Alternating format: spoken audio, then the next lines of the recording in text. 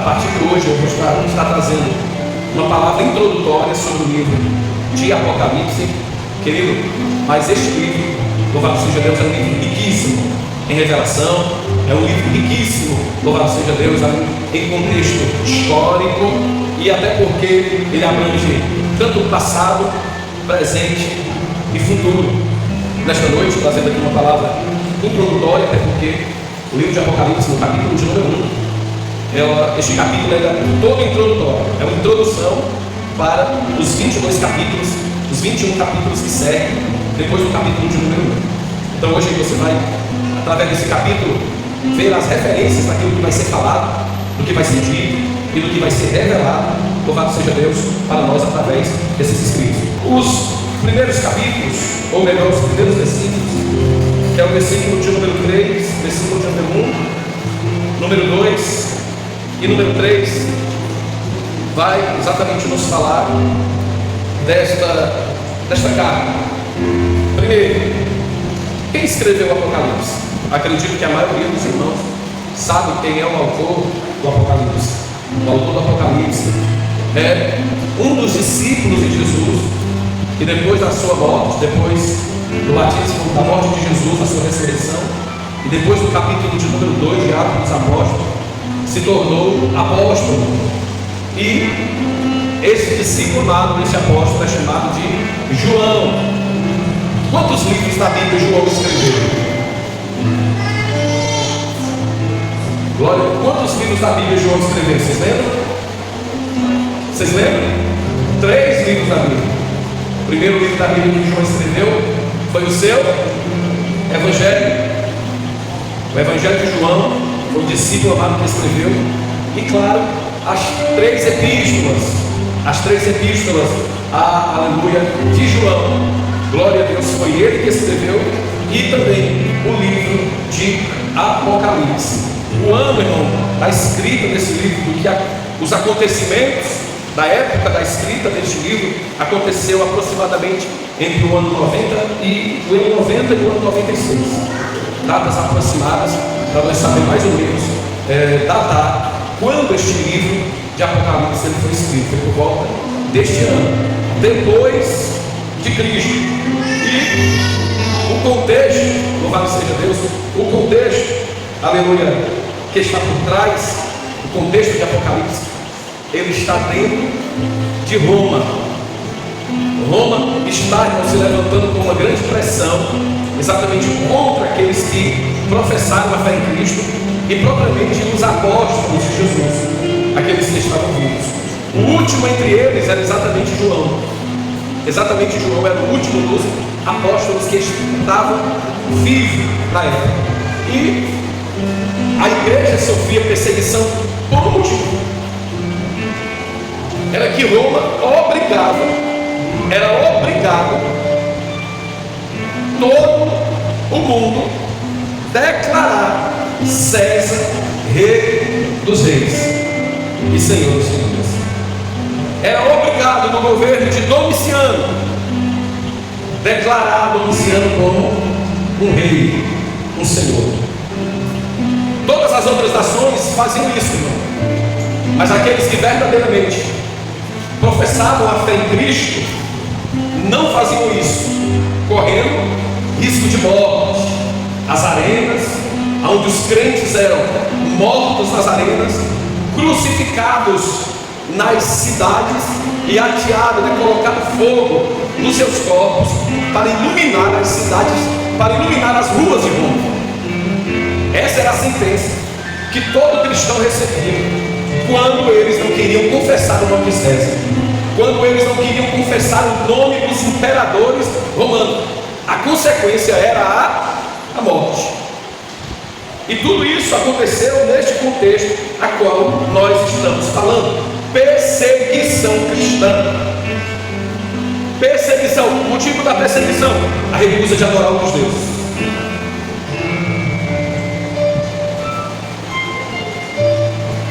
Só o fato de recusar, de adorar a outros deuses, a não ser o Deus verdadeiro, isso trazia para eles o quê? Perseguição, perigo de morte. E eu sempre vou fazer isso, até porque a palavra pastoral não sai do nosso coração. A igreja sempre passou e passará por perseguição, sempre. Desde quando a igreja se tornou igreja, desde Atos do capítulo 2, que foi a inauguração da igreja, de lá até o arrebatamento, a igreja passará por perseguição. Então, se eu falar para você que nós aqui, como igreja de Cristo, passamos perseguição, você tem que acreditar em mim, porque verdadeiramente nós passamos perseguição. Mas quando comparamos a perseguição de hoje com a perseguição da igreja primitiva, a balança pesa muito para o lado deles. A perseguição lá, irmão, era uma perseguição física. Eles eram perseguidos fisicamente, eles eram expulsos de suas casas, eles eram levados presos para as cadeias de Roma, e nos dias de jogos públicos eles eram lançados para os leões e as feras os devorarem vivos e para serem maltratados. Pastor, e a igreja primitiva, ela passa que tipo de perseguição? A igreja primitiva, amados, ela está passando por uma perseguição, aleluia, na linha ou no campo das ideias, no campo das doutrinas, no campo dos pensamentos. Mas eu quero lhe dizer, aleluia, quero lhe falar uma coisa bastante séria. E se você puder lembrar isso na sua mente, aleluia, glória a Deus, a batalha no campo das ideias, a batalha no campo dos pensamentos, a perseguição espiritual está levando mais vidas à sepultura do que os leões das áreas. A perseguição espiritual no campo das ideias está levando mais pessoas à morte e o abandono da fé em Cristo Jesus, mais do que os imperadores de Roma. Porque enquanto os imperadores de Roma agarravam os pastores, agarravam os líderes das igrejas para morrer, se não negassem a Cristo, eles morriam louvando e exaltando a Deus. Aleluia. Pedro, Tiago, João, Mateus, todos foram martirizados pela fé que eles tinham em Cristo Jesus. E mesmo em risco de morte, eles não negavam a sua fé. Hoje em dia é uma pergunta retórica. Quando eu perguntar isso para você, você mesmo vai ter a resposta dentro do teu coração. O que está fazendo os crentes hoje negar a Jesus? Eles não negavam em risco de morte, e nós estamos negando por coisas insignificantes. Hoje se deixa Jesus porque alguém não salvou outro com a paz do Senhor. Hoje se deixa Jesus porque o pastor não foi visitar. Hoje se abandona o Evangelho por causa das lutas dentro de casa, por falta do desemprego. Hoje se deixa Jesus, irmãos, por coisas banais, porque a palavra foi muito dura. Hoje se deixa Jesus porque a sua opinião não foi levada em conta, e as pessoas passam por isso e descontam logo em quem? Na verdade, eles pensam que estão descontando em outras pessoas, mas as pessoas que se afastam de Deus e se distanciam do Senhor, os únicos prejudicados são eles e são elas. Eu vou sair da igreja porque a culpa é dele, a culpa é dele. Querida, é só você que está se prejudicando. É só você que toma uma atitude como essa, que está se ferindo dia após dia. Mas quando eu olho para Pedro, e ele vai ser morto, aleluia, e ele agora olha, vê a cena, vão pregar ele numa cruz, e ele diz assim: não, nem para morrer eu sou digno de morrer como ele morreu. Se eu vou morrer crucificado, pode me crucificar de cabeça para baixo, porque eu não sou digno de morrer como meu Cristo. Quando eu lembro a história de Policarpo, que conheceu João, o discípulo que foi pastor de Esmirna, Quando eu vejo ele, amado, que servindo a Deus, foi levado, louvado seja Deus, e colocado em cima de lenhas que foram montadas debaixo dos seus pés, lenhas, deixaram ele amarrado no tronco e botaram lenhas, madeiras de um lado do outro e disseram: agora tu vai negar a Cristo ou nós vamos agora colocar fogo no teu corpo. Policarpo, irmão, ele deixou uma frase escrita para toda a história, está escrito em livros da igreja, da história da igreja. Policarpo, ele disse assim: há 65 anos eu tenho servido a esse Jesus e até hoje ele nunca me abandonou. Por que agora, no final da minha morte, eu vou abandonar ele? Eu vou pegar ele, aleluia. Por favor, coloque logo fogo nessa madeira, porque aí eu vou me encontrar mais rápido com o meu Senhor. Vocês entendem isso? Vocês entendem a seriedade do que eles passaram comparado com o que nós passamos? Estamos mais preocupados com a estética do que com a adoração a Deus. Estamos mais preocupados com a maquiagem, aleluia, do que as lágrimas, aleluia, de arrependimento a Deus, aleluia. Estamos mais preocupados com o exterior do que com o interior, voltado, louvado seja Deus, tão somente para aquele que nos tirou das trevas para a sua maravilhosa luz. Então, verdadeiramente, os nossos contextos são diferentes. Na igreja primitiva, para os nossos, é diferente. Mas Deus levantou uma igreja para cada contexto da história, louvado seja Deus. E eu quero crer, aleluia, eu quero crer, e verdadeiramente eu estou desejoso que para esse último tempo da igreja na terra, aleluia, Ele vai enviar um avivamento para os remanescentes que permaneceram de pé na presença dele. Versículo 1, 2 e 3 está escrito: revelação de quem? De Jesus Cristo, a qual Deus lhe deu para mostrar aos servos as coisas que brevemente devem acontecer pelo seu anjo, aleluia, enviou, e as notificou a João, seu servo, o qual testificou da palavra de Deus e do testemunho de Jesus Cristo e de tudo que tem visto. Aleluia. Bem-aventurado aquele que lê, bem-aventurado o que ouve as palavras desta profecia. Bem-aventurado os que guardam as coisas que nela estão escritas, porque o tempo está o quê? Próximo. Amados, essa palavra aqui, ela foi escrita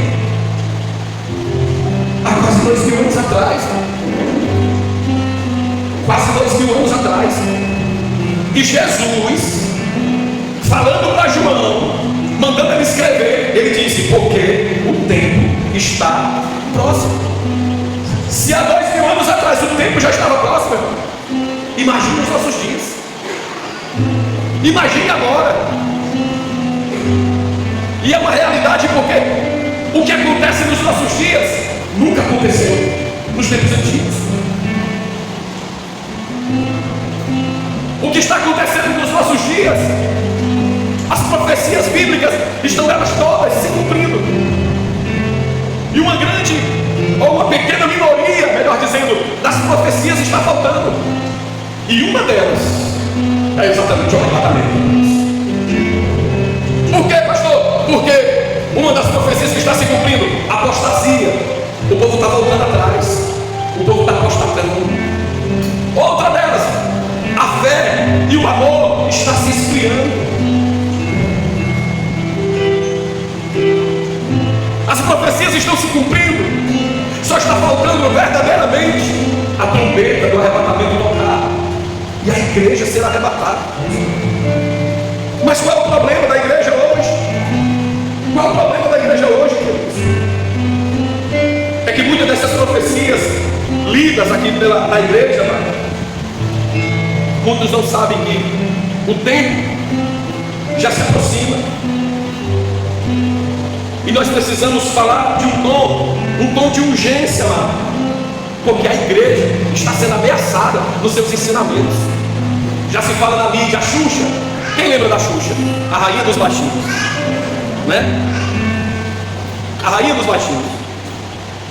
Ela é uma das que defende, dizendo que a Bíblia, ela tem que ser reescrita, reformulada, Em outras palavras, adaptada aos nossos dias, atuais. Por quê? Porque os escritos bíblicos, segundo esses artistas, e muitos que se levantam contra o Cristo e o Evangelho, a igreja de Cristo, dizem que a Bíblia é ultrapassada.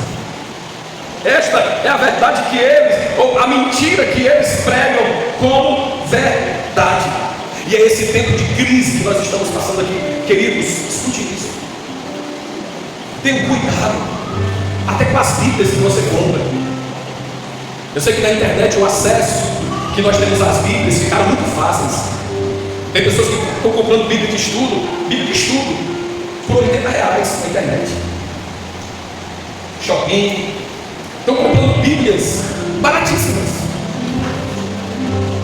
Mas já existem muitas Bíblias que já foram corrompidas.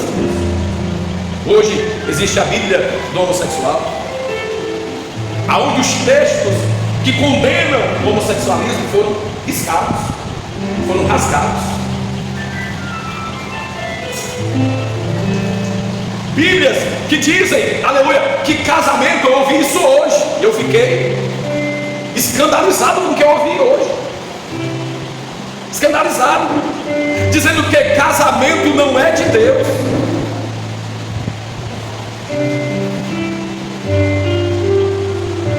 Dizendo que quem criou o casamento foi homem, não foi Deus. Que coisa absurda. Mas é isso que eles estão tentando empurrar garganta dentro da vida das pessoas, irmãos.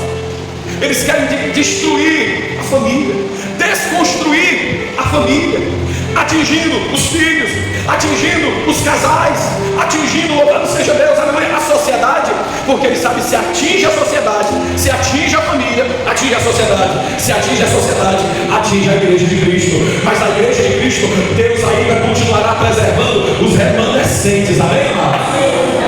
O terceiro versículo, bem-aventurado que lê. Quem é que lê a Bíblia? Fala a verdade. Pelo amor de Deus. Também não precisa se expor, tá bom? Também não precisa se expor. Bem-aventurado que lê. Querido, a Bíblia, esse dado aqui é marcante, viu? A Bíblia é o livro mais vendido no mundo inteiro. Porém, é o menos lido. Até os crentes estão adotando costumes católicos. Deixa a Bíblia aberta em cima da estante, no Salmo 91. E eu acredito que nós seremos cobrados naquele grande dia, no julgamento. Deus vai olhar para nós e vai dizer: por que você não leu minha palavra? Por que você não leu a minha palavra? Então, bem-aventurado o que lê, mas não é somente o que lê. Ele diz também que bem-aventurado os que guardam, porque lê, por ler. A palavra de Deus não pode ser lida como um livro. A palavra de Deus é vida, e ela é alimento. E por isso que Jesus falou, aleluia, para uma multidão de pessoas, dizendo assim: mas bem-aventurado, aleluia, são aqueles que ouvem, aleluia, e praticam, aleluia. Ei, e guardar, ler e guardar. Logo nós entendemos que guardar é praticar a palavra de Deus. Quer ver a prova? A prova está no Salmo 119, versículo de número 11. Quando Davi disse assim: eu guardei, ou eu escondi a tua palavra no meu coração, para viver ela. Como é que eu vivo? Para não pecar contra ti. Bem-aventurado que lê, bem-aventurado que guarda. Aleluia, glória a Deus. Bem-aventurados que ouvem. E isso aqui é interessante, porque em Romanos 10:17 está escrito que a fé, ela vem pelo ouvir, e o ouvir pela palavra de Deus. Aleluia. Então, bem-aventurado os que ouvem, bem-aventurado, louvado seja o nome do Senhor. Aleluia. Os que leem, bem-aventurados os que ouvem, e bem-aventurados os que guardam. A palavra de Deus é a ferramenta de fé, de conduta e fé que nós temos. E todo o nosso proceder humano, ela está baseado dentro da palavra de Deus. Amém, irmãos? E nesses momentos de crise, só permaneceram firmes verdadeiramente aqueles que estiverem firmados na palavra. Versículos do 4 ao 6 está escrito: João, as 7 igrejas que estão na Ásia, graça e paz sejam convosco da parte daquele que é, do que era, do que há de vir, e dos 7 Espíritos que estão diante do seu trono, e da parte de Jesus Cristo, que é a fiel testemunha, o primogênito dentre os mortos, e o príncipe dos reis da terra, aquele que nos amou, e em seu sangue nos lavou dos nossos pecados, e nos fez reis, sacerdotes, para Deus e seu Pai, e a Ele seja glória, poder para todos sempre. Amém, aleluia, glória a Deus. Nestes versículos, nós vamos ver aqui a revelação do Deus Trino. Estamos no domingo falando sobre Trindade. Nesses versículos que nós acabamos de ler, nós estamos vendo a revelação do Deus Trino. Vamos ver, pastor, aonde? Aonde foi que o senhor viu aí? Sobre o Deus Trino, vamos lá. Olha só isso. Quando ele vai se revelar às 7 igrejas, dando assim graça e paz. No versículo 4 ele diz assim: da parte daquele que era, do que há de vir, este é o Pai, e os 7 Espíritos que estão diante do seu trono. 7 Espíritos, irmãos, é a plenitude do Espírito Santo. Pai, agora Espírito, da parte de Jesus Cristo, a fiel testemunha. Pai, Filho e Espírito Santo na revelação do Apocalipse. O Deus Trino sendo revelado para a história, para a humanidade, e a existência deste Deus verdadeiro nos fez, irmão, coisas gloriosas. Como que? Como que? Que coisas gloriosas Ele tem nos feito? Dizendo desta forma: e nos fez reis e sacerdote para Deus Pai. Não para a glória nossa, não, mas para a glória, aleluia, dele, e poder dele para sempre, aleluia. Fomos feitos reis e sacerdotes. Sabe como é que eu aprendo? Sabe como é que eu entendo melhor isso aqui? Entendo melhor isso aqui? É abrir, se você puder abrir Efésios, no capítulo de número 2. É quando eu entendo melhor isso aqui. Efésios no capítulo de número 2. Versículo de número 4 do capítulo 2. É quando eu entendo esse aqui. Essa é a elevação que ele proporciona àqueles, aleluia, que ele chama.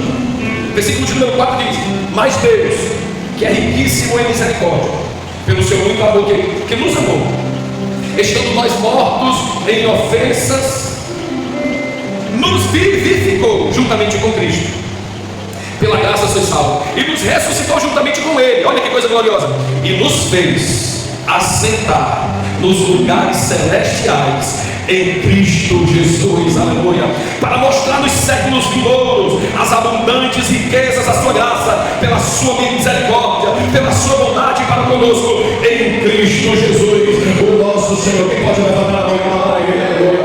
Ele nos tirou das trevas e nos colocou na sua maravilhosa, e nos colocou numa posição superior a que nós estávamos. Mas sabe o que é glorioso aqui? Ele termina: e isso aqui não é para a glória de vocês, não. Isso aqui não é para a glória nossa, não. Isso aqui é para a glória dele, para a majestade dele. Foi feito pelo poder dele, pelas nossas vidas.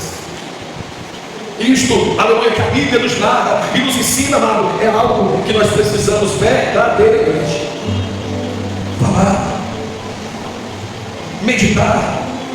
É que nós precisamos verdadeiramente entender a nossa identidade espiritual. Se eu pedir para você mostrar a sua identidade, eu vou ver a sua foto, do lado as suas informações, pai, mãe, sua data de nascimento, a sua nacionalidade, e alguns documentos já mostrando o seu CPF, que você existe. Mas eu quero dizer uma coisa: louvado seja Deus, nós também temos uma identidade espiritual.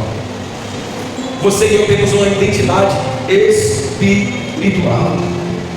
Você pode ser homem nesta terra, louvado seja Deus, aleluia. Pode ter residência nesta terra, mas eu quero dizer, louvado seja Deus, que enquanto estivermos nesta terra, nós só somos peregrinos. Para você entender melhor, diga para o seu irmão: nós só estamos de passagem. Se nós não somos daqui, então da onde é que nós somos? Queridos, Nós somos o céu. Ei, nós saímos de Deus. E para Deus nós vamos voltar. Aleluia. Nós viemos dele, aleluia, e para ele nós vamos voltar, regressar. Louvado seja Deus. E é por isso que eu entendo, eu esqueci até sim da harpa, mas tem um hino da harpa que me deixava confuso quando eu sinto saudade eu sinto saudade deste momento, eu sinto saudade quando eu estava contigo. Como assim? Eu sinto saudade. Que humanamente falando, a gente se pergunta, como assim? Eu nunca estive contigo. Engano meu e seu, irmãos. Antes de nascer, aleluia, no ventre da tua mãe, aleluia, glória a Deus, você já tinha nascido do coração de Deus, aleluia. O Senhor já te via, o Senhor já te contemplava. Jeremias